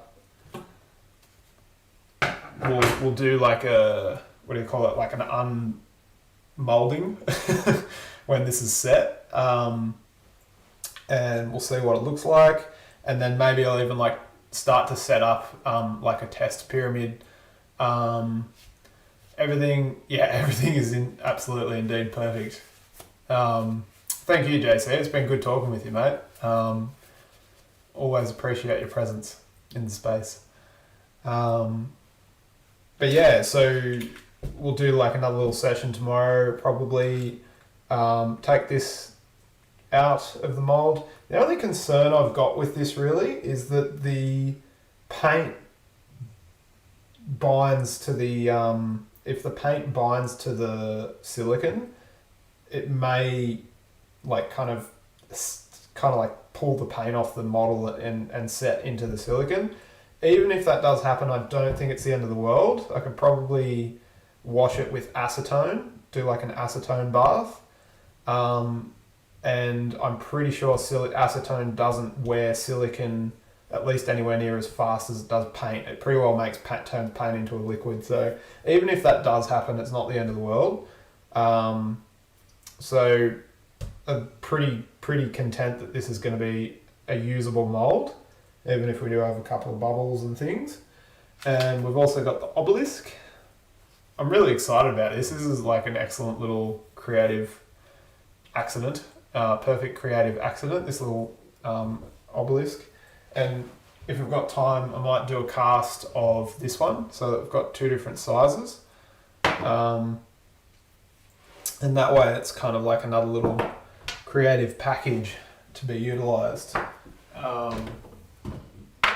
To add flair to the creations, an artistic juice. Yeah, so I think that's pretty much it. I'm just going to leave that last little that little shark tooth kind of obsidian piece in the chamber overnight. I'm interested to see how long this chamber keeps pressure for. So as it is now, we're at minus 28.5 PSI. So I'll check in the morning. I might even just leave it until the next live stream and see if it's still got pressure. So that'll be a good little review for these guys. I will keep an open dialogue about this. You know, obviously the pump, this cap is busted to some degree, and it leaks. So I'm going to get in contact with this manufacturer who sells this package. I was really grateful that they've mass produced one of these for $170. Like, I'm not complaining really, given the alternatives that are out there. So yeah, we'll see how that goes, and then if it ends up being a good product, I'll drop a link for the place to buy it. It's not that hard to find on the internet if you want to try it yourself before that anyway. And yeah, until then, I think that's probably it for me tonight. I'm going to go and chill out, have some dinner, and rest up, and then do it all again tomorrow. That's what I love to do, so consider myself pretty lucky to be able to spend the time in this creative space and make awesome things for all of you. So with that, thanks everyone. Have a lovely evening or morning or afternoon, wherever you are in the world, and I will see you soon. Wholeness and balanced vibrations to you. Okay.